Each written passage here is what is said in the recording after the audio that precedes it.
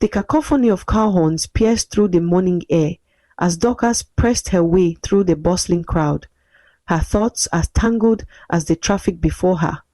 Above, glass and steel skyscrapers pierced the hazy sky, their shadows falling across the endless stream of pedestrians rushing to their destinations. Like everyone else in the city, she had mastered the art of weaving through crowd while scrolling through her phone, barely noticing the organized chaos around her. What she didn't know, what she couldn't have known, was that her perfectly ordered world was about to unravel, all because of a visitor from a place she'd spent her entire life avoiding. In their luxury apartment on the 32nd floor, Dorcas' parents exchanged knowing glances as they watched their daughter's morning routine.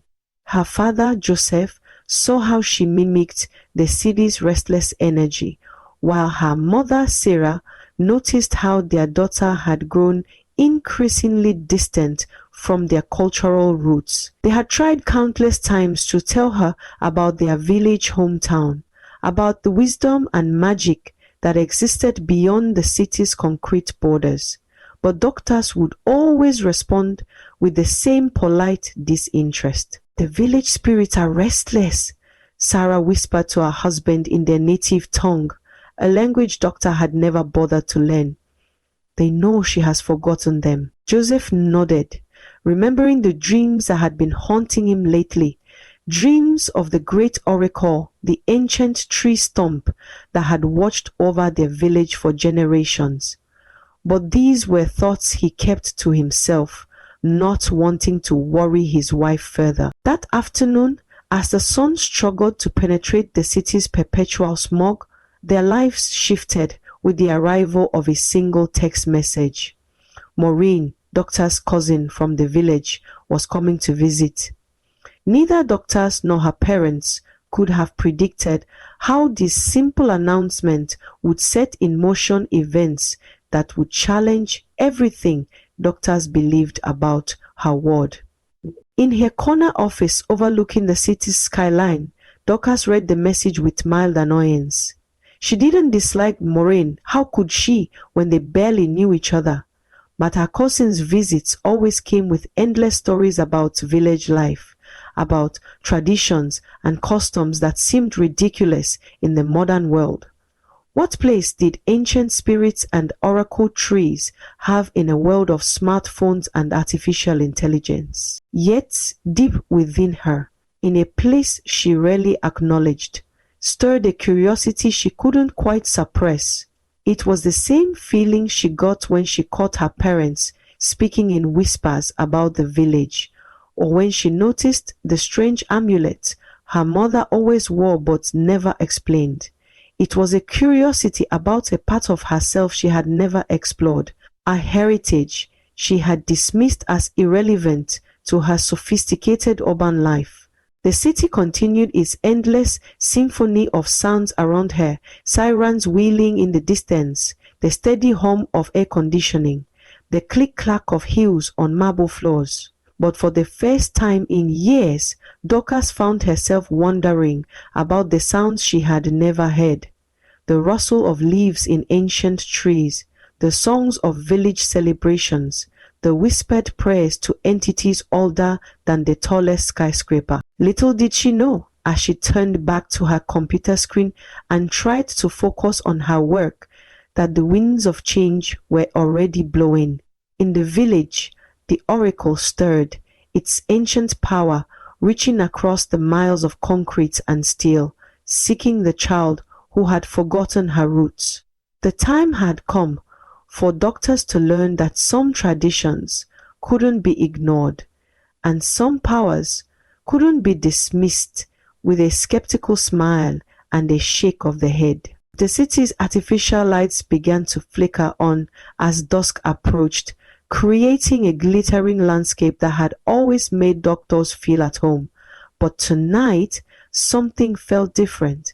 Tonight, as Maureen's train sped toward the city, carrying with it the dust and dreams of the village, the familiar comfort of urban life felt somehow hollow, like a story missing its most important pages. The journey from city to village marked more than just a change in geography. As the paved highways gave way to dirt roads and the towering skyscrapers surrendered to endless stretches of green, Maureen watched her cousin's transformation with quiet amusement. Dorcas, who had spent the first hour of their journey checking her phone's dwindling signal, now pressed her face against the bus window, transfixed by the alien landscape unfolding before her. The network's been gone for an hour, Maureen thought to herself, noting how her cousin hadn't complained about it for the past 30 minutes. The ancestral spirits were already working their subtle magic, though Dorcas would have scoffed at such a notion. The bus groaned as it navigated the narrow dirt road, kicking up clouds of red dust that danced in the afternoon sunlight. Through the settling dust, the village began to materialize like an ancient painting coming to life. Women in vibrant wraps balanced baskets on their heads, their laughter carrying across the fields. Children paused in their games to wave at the approaching vehicle, their dark eyes bright with curiosity about the newcomers. What none of them could see, except perhaps the village elders who watched from their doorways, was the shimmer in the air as the village's protective spirits stirred at Doctor's approach. The oracle's power rippled through the earth, recognizing the return of a lost child, though whether in welcome or warning, even the spirits themselves seemed uncertain. The bus whizzed to a stop at the village square, where a massive mango tree spread its branches like welcoming arms. As Dorcas stepped down from the bus, her designer shoes sinking slightly into the soft earth, the contrast between her world and this one became startlingly clear. Gone was the artificial chill of air conditioning, replaced by a warm breeze that carried the scent of wood smoke, ripening fruit, and something deeper, something ancient that she couldn't quite name. An elderly woman approached them, her wrinkled face creasing into a smile that seemed to hold all the wisdom of the ages. "Welcome home, child," she said in their native tongue, reaching for Dorcas' hands. Maureen quickly translated, watching as her cousin awkwardly accepted the greeting, clearly uncomfortable with this casual intimacy from a stranger. What Dorcas couldn't understand was that the old woman saw more than just a city girl in expensive clothes. She saw the faint glow of ancestral lines, the invisible threads that connected this lost daughter to the village's heart.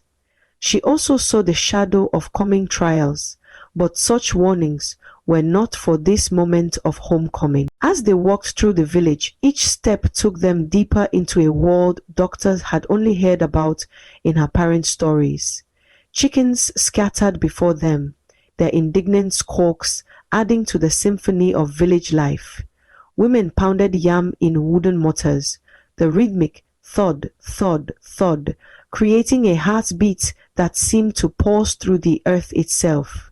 Children played in the dust, their games and songs carrying echoes of traditions older than memory. "It's so," Dorcas began, struggling to find words that wouldn't sound condescending. "Alive," Maureen suggested, knowing that her cousin was seeing only the surface of things. The true life of the village ran deeper, in the sacred groves where spirits dwelled, in the oracle's ancient wisdom, in the ceremonies and rituals that kept the balance between the seen and unseen worlds. That evening, as the sun painted the sky in colors no city sunset could match, Dorcas sat on a wooden stool outside her aunt's house, watching the village prepare for night. Lanterns flickered to life, creating pools of warm light that pushed back the gathering darkness, the air filled with the smell of cooking fires and evening meals, while somewhere in the distance a grandmother's voice rose in song, telling stories to sleepy children. For the first time in her life, Dorcas felt the weight of silence, not the artificial quiet of her city apartment, but a living silence, full of whispers and rustles and the breath of sleeping fields. Above her, stars emerged in constellations she had never seen before, their light uninhibited by city glare. Unknown to her, these were the same stars her ancestors had used to guide their paths, to plant their crops, to time their festivals. As night settled fully over the village, the spirits of the land stirred more strongly. They moved through the shadows between the houses, curious about this returning child who carried the blood of their people but none of their wisdom. In the sacred grove, the oracle's power pulsed gently, like a beacon, calling her home. But Duchess, still wrapped in her city perceptions, remained blind to these subtle signs, unaware that her true journey and her true test was yet to begin. Maureen, watching her cousin's face in the lantern light, saw the first cracks appearing in Doctor's urban armor. She said nothing, knowing that some lessons couldn't be rushed, some truths had to be discovered in their own time. The village had its own way of teaching, and its lessons, once learnt, were never forgotten. Dawn broke over the village with a chorus of roosters and the soft murmur of early risers beginning their daily routines. But it was a different sound that woke Doctors, the clear, bright voice of a child calling out to Maureen. Through the window, she could see a young boy, perhaps 10 or 11, practically bouncing with enthusiasm. "That's Nosa," Maureen explained, watching her cousin's bleary-eyed confusion with amusement. "He's appointed himself our official tour guide." What Maureen didn't mention was how the village elders had chosen the boy specifically for this task. Nosa came from a long line of storytellers. His grandfather was a keeper of the village's sacred histories. The spirits spoke clearly to him, though he was too young to understand the full extent of his gift. Nosa's eyes sparkled as he met Dorcas, seeing both her city sophistication and the dormant connection to their traditions that lay buried beneath her modern exterior. "I know every corner of our village," he declared proudly, switching effortlessly between their native tongue and English. "Every path, every tree, every spirit's favorite resting place." So Dorcas fought the urge to roll her eyes at the mention of spirits. Instead, she found herself drawn into the boy's infectious enthusiasm as he led them through the village, his narrative flowing like the stream they could hear bubbling in the distance. The morning unfolded in a tapestry of new experiences. They watched women preparing palm oil, their hands stained red as they separated the kernels. Farmers nodded respectfully as they passed, their hoes rising and falling in rhythm with songs older than the village itself. Each sight and sound seemed to weave a spell around Dorcas, though she remained unaware of how the village's magic was slowly seeping into her consciousness. It was approaching midday when they reached the ancient path that would lead to their greatest test. Here, the air grew noticeably cooler, and the sunlight filtered through the leaves in patterns that seemed to form and reform into meaningful shapes, though only those with the right eyes could read them. "Watch your step here," Nosa warned, his usual cheer giving way to something more solemn. "The path is narrow, and—" He stopped abruptly as they rounded a bend, coming face to face with what appeared to be an ancient tree stump, its roots sprawling across the path like the gnarled fingers of an earthbound giant. Even Dorcas, with her city-trained senses, felt something different in the air around the stump. The birds had fallen silent. The breeze that had been playing with their clothes moments ago now held its breath. Unknown to her, the spirits of the land were gathering, watching, waiting to see how this lost daughter would respond to their ancient guardian. "What's this doing here?" Doctors asked, her voice cutting through the sacred silence. "It's blocking the path. Someone should remove it." The words fell like stones in a still pond. sending ripples through both the seen and unseen worlds. Nosa's face drained of its usual cheerfulness. "No, auntie," he said quickly, his voice barely above a whisper. "This is the great oracle. It's been here since the time of our ancestors. It protects our village, guides us, watches over us." His words carried the weight of generations of belief, of countless stories told around evening fires. Blantunio, Morin nodded solemnly, feeling the familiar tingle of power that always surrounded the oracle. But Docres laughed, a sharp, city sound that seemed to scratch against the ancient ear. "An oracle? This old stump?" She stepped closer, her designer shoes crunching carelessly on the hollowed ground. "You can't seriously believe this piece of dead wood has any power." The spirits stirred uneasily. In the village, the eldest grandmother paused in her cooking, feeling a tremor in the spiritual fabric of their world. Even the oracle itself seemed to pulse with a warning energy that only those trained in the old ways would have noticed. "Face, auntie," Notsi pleaded, his young voice carrying centuries of wisdom. "We must respect the oracle. Bad things happen to those who don't." But his words fell on ears deafened by years of city skepticism. Dorcas felt a sudden urge to prove a point, to shatter what she saw as childish superstition with modern rationality.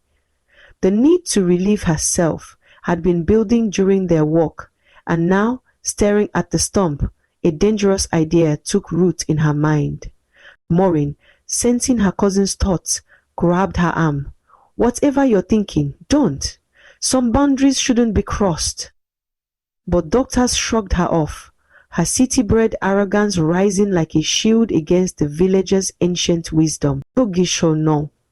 I'll show you it's just a dead tree," she declared. Nothing more. What happened next would be whispered about in the village for generations to come. As Maureen and Nosa retreated in horror, Doctors committed the unthinkable.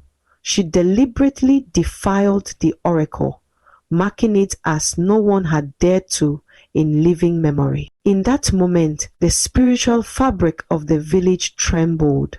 The eldest grandmother dropped her cooking spoon, clutching her chest as she felt the disturbance. Birds erupted from nearby trees in panic, and deep within the earth, ancient powers stirred from their slumber. Dorcas laughed as she rejoined Maureen and Nosa, proud of having proven the superstition false. She didn't notice how the shadows had deepened around them, how the air had grown thick with unseen presence. She couldn't hear the whispers of the spirits or feel the weight of the oracle's gathering power. But Nosa heard, Nosa felt. His young face was grave as he watched Dorcas walk away, already knowing what the spirits were murmuring. Lessons taught by the oracle were never gentle, and the price of disrespect was always paid in full. The day continued, but something had shifted in the fabric of reality. As the sun began its descent, casting long shadows across the village paths, no one, not even Dorcas, could shake the feeling that a line had been crossed, a boundary violated. The oracle's power, awakened and angered, began to stir, preparing to teach a lesson that would not soon be forgotten. The oracle's retribution began with the dawn. As the first rays of sunlight crept through the window of her aunt's house, Doctors awoke to an unfamiliar sensation. The bed beneath her was wet, and for a moment she lay there in confused horror, feeling like a child again. But this was only the beginning. In the spirit realm, invisible to mortal eyes, the oracle's power swelled around her like a dark mist, seeping into her very being. The eldest grandmother, tending to her morning fires, felt the shift in the spiritual atmosphere and shook her head slowly. She had seen such punishments before, though not in many years. I must have drunk too much water, Dorcas muttered to herself, stripping the sheets from the bed before anyone could see. But deep inside, in a place she hadn't yet learned to listen to, she felt a tremor of fear. Something wasn't right. Maureen, who had been awakened by her cousin's rushed movements, watched silently from the doorway. She could see what doctors couldn't, the faint shimmer of spiritual energy that now clung to her cousin like a second skin. The village spirits were at work, and their lessons were never gentle. Throughout the morning, the affliction grew worse. It struck without warning, without sensation. One moment Dorcas would be dry, the next she would feel the warm trickle down her legs. Each time it happened, the spirits of the village stared, watching to see if she would make the connection, if she would understand the message being sent. Perhaps we should visit the clinic, Maureen suggested, after the third incident left Dorcas in tears of frustration. The modern world still called to them with its promises of scientific solutions, though Maureen knew in her heart that no medical science could cure what ailed her cousin. The village clinic was a small building that straddled two worlds, traditional healing and modern medicine. Dr. Ademola, the attending physician, had trained in the city but had returned to serve his people. He understood both worlds, though he kept such wisdom to himself as he examined doctors. "Snot, oh, your tests are normal," he announced, puzzled but not surprised. He had seen such cases before, ailments that defied medical explanation, that spoke of deeper transgressions. But bound by his medical training, he prescribed medications and suggested further tests. The medicines, of course, did nothing. Days passed, and Dorcas' condition only worsened. She was now going through multiple changes of clothes each day, the constant humidity making her skin raw, despite the adults' diapers Maureen had quietly purchased from the village store. In the spirit realm, the oracle's power continued its work. Each drop of fluid that left Doctor's body carried with it a measure of her city-bred arrogance, her dismissal of ancient ways. But the lesson had only begun. Word spread through the village, carried on whispers and knowing looks. The elders recognized the punishment for what it was, though they kept their counsel. This was between doctors and the oracle now. Interference would only prolong the lesson. Dorcas grew weaker with each passing day, her body constantly losing fluids it couldn't seem to retain. The brightness left her eyes, replaced by a haunted look that spoke of sleepless nights and constant humiliation. Her designer clothes hung loose on her frame, and her once proud posture wilted under the weight of her affliction. Finally, Maureen could bear it no longer. Late one night, as she watched her cousin toss in troubled sleep, she made the call to Doctor's parents. In the city, Sarah and Joseph listened in growing horror as Maureen described their daughter's condition. They recognized the signs immediately. The oracle's justice was as clear to them as it had been in the stories of their youth. "We're coming," Joseph said, his voice heavy with understanding. He knew what his daughter had done, even before Maureen spoke of it. The dreams that had troubled him in the city now made perfect sense. As Sarah packed their bags with trembling hands, she wept, not just for her daughter's suffering, but for their own failure. They had kept Dorcas too far from her roots, had allowed her to grow up without understanding the power of their traditions. Now she was paying the price for their neglects. The spirits watched all of this with ancient patience.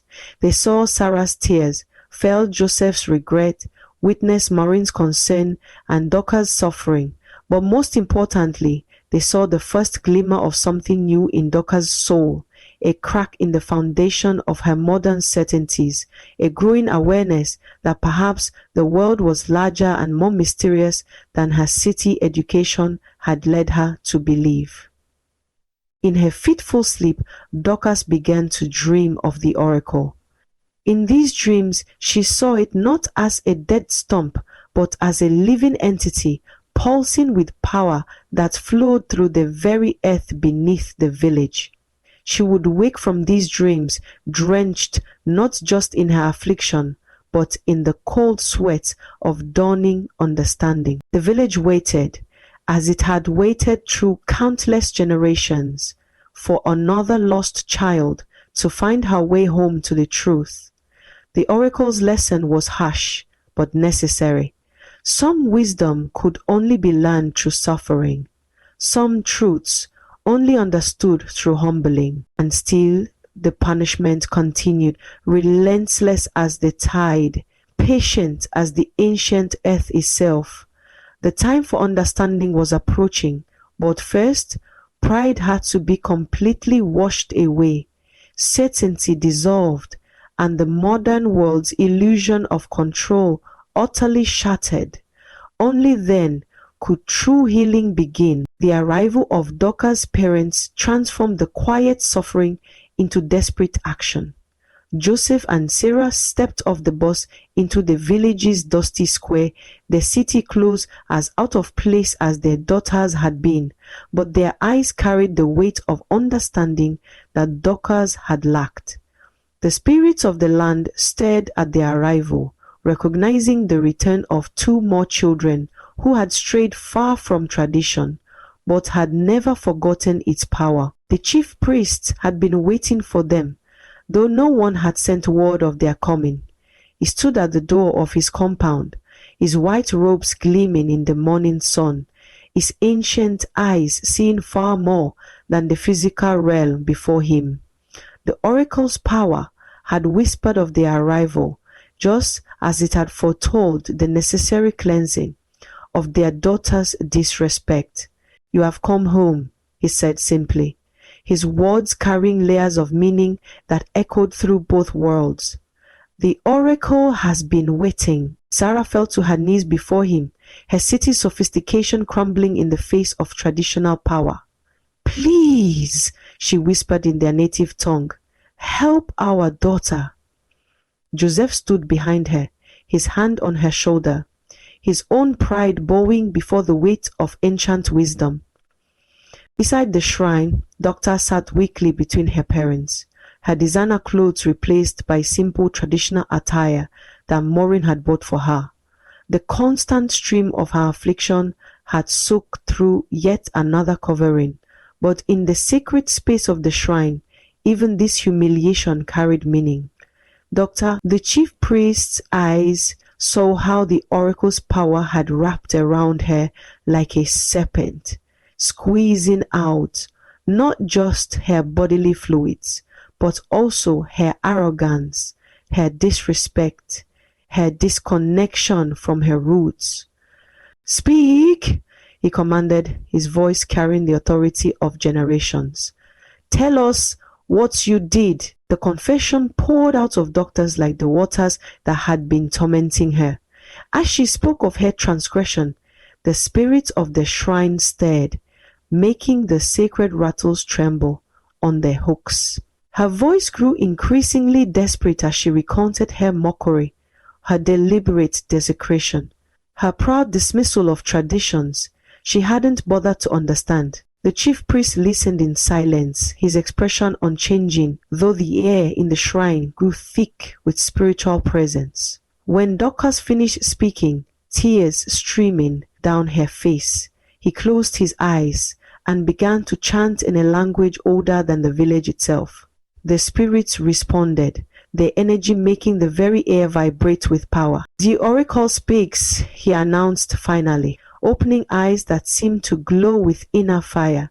"Your offense is great, but not unforgivable. The ancient ones remember when you were dedicated to them as a baby, before the city claimed you. They call you back to your roots, to the wisdom you have rejected." He laid out the path to atonement with ritual precision. Every morning, before the sun touched the earth, Dorcas would fetch water from the sacred stream. She would bathe the oracle with this water, clean away any dust or debris, and dress it in fresh white linen. 3 times each day, she would bring offerings of food and fresh palm wine. She would learn the sacred chants, speak to the oracle in the old tongue, and most importantly, open her heart to the wisdom she had scorned. "How long?" Joseph asked, his voice barely a whisper. "Until the oracle is satisfied," the chief priest replied. "It could be days, weeks, or months. The spirits cannot be rushed." And so the atonement began the next morning.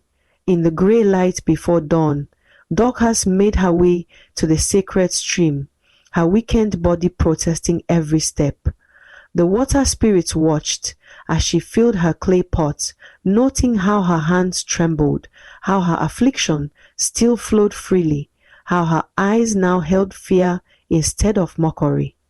At the oracle, she wept with meticulous care, feeling the weight of unseen eyes upon her. The cool water flowed over the ancient wood, and for the first time she felt something, a pulse, a presence, a power she couldn't explain but could no longer deny. The white linen she draped over the stump seemed to glow in the growing light, and when she placed the morning offerings before it, she found herself bowing not in mechanical obligation, but in growing reverence. Days turned to weeks, and weeks to months. The routine never varied, but Dorcas' understanding deepened with each passing day.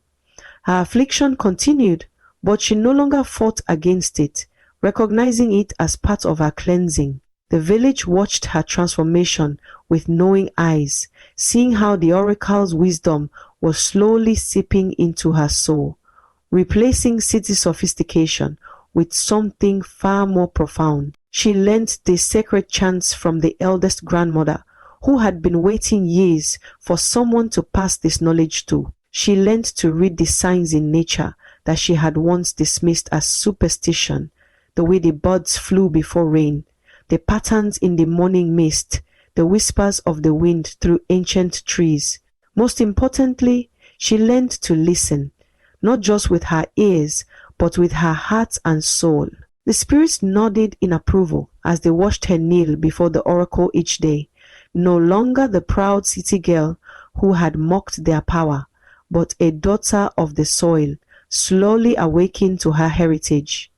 Her parents had returned to the city, but they left knowing that their daughter was on a journey more important than any business trip or academic achievement. And still, the oracle's lesson continued, patient as the earth itself, relentless as the seasons turn. Each drop of fluid that left Dorcas' body carried with it another particle of ignorance, another fragment of disconnection. The cleansing would continue until the last trace of disrespect had been washed away, until the lost daughter had truly found their way home. Consider lost daughter had truly found her way home. Dawn broke over the village, just as it had countless times before, but this morning was different. As Dorcas walked toward the sacred stream, her clay pot balanced carefully in her arms, the spirits of the land stared with anticipation. 6 months had passed since her atonement began, and the change in her was profound. Gone was the proud city girl who had once sneered at tradition. In her place walked a woman who moved with quiet grace, her feet bare against the earth, her body draped in traditional cloth that no longer felt foreign to her skin. The oracle's punishment still flowed, but she had learned to accept it with humility, understanding now that some lessons must be written on the body to reach the soul. At the stream she knelt as she had done hundreds of times before. But today the water spirits danced differently around her. The morning mist formed patterns she had learned to read, and her heart quickened as she recognized the signs. Something was changing. Something was changing. The eldest grandmother, watching from her doorway, nodded in satisfaction. She had seen the transformation in Dorcas day by day, how the girl had learned to grind herbs with patience, to read the sky's moods, to speak the old language with respect rather than reluctance. Most importantly, she had learned to listen to the voices that whispered in the spaces between worlds. As Dorcas approached the oracle with her morning offerings, the air grew thick with presence. The white linen in her hands seemed to glow with its own light, and the sacred chants flowed from her lips like honey, sweet with understanding and rich with reverence. She no longer needed to think about the words. They had become as natural as breathing. The moment of transformation came without fanfare. As she knelt before the oracle, arranging the morning offerings with practiced care, Doctor suddenly realized that something was different. The constant flow that had plagued her for 6 months had stopped. She remained still, hardly daring to believe it, feeling the presence of the oracle more strongly than ever before. The chief priest, who had been watching from the shadows of the sacred grove, stepped forward. His eyes held the wisdom of ages as he gazed at her, seeing not just the physical healing, but the deeper transformation that had taken place. "The oracle has spoken," he said simply.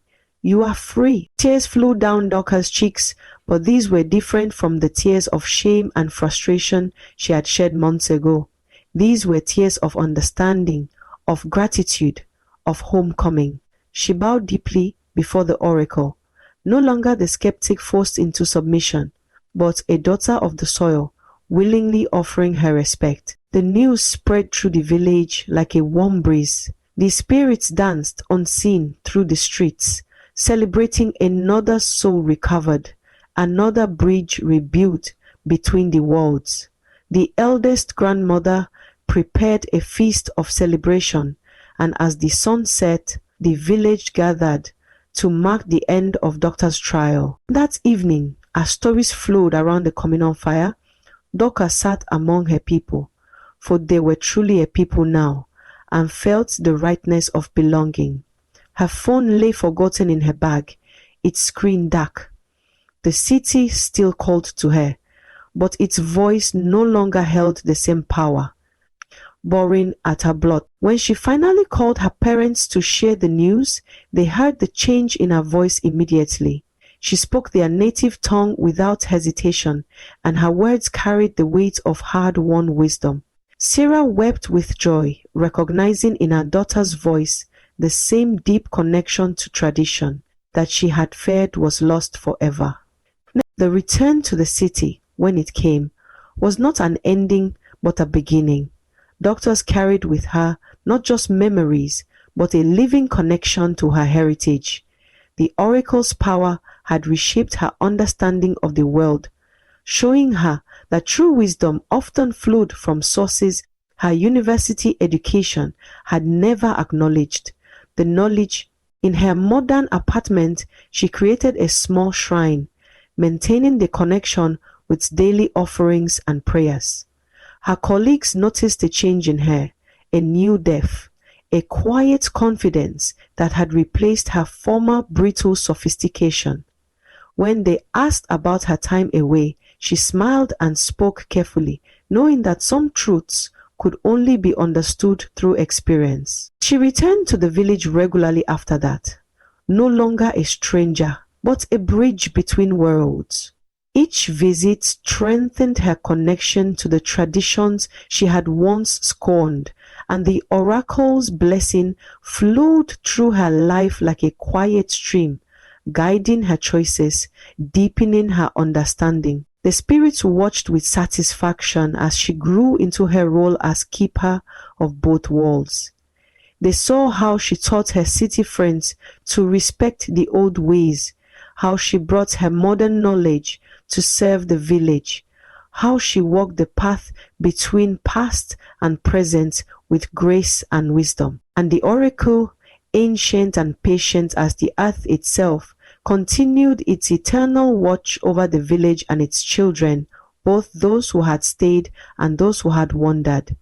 Its power flowed through the land like an underground river, touching all who were willing to learn its lessons, waiting for the next lost child who needed to find their way home to truth. In the years that followed, when people spoke of Dorcas' story, they told it not as a tale of punishment, but as one of transformation. It became a reminder that true wisdom often comes at a price, that some lessons must be learned with the whole being, and that the path home sometimes winds through valleys of humbling before reaching the peaks of understanding.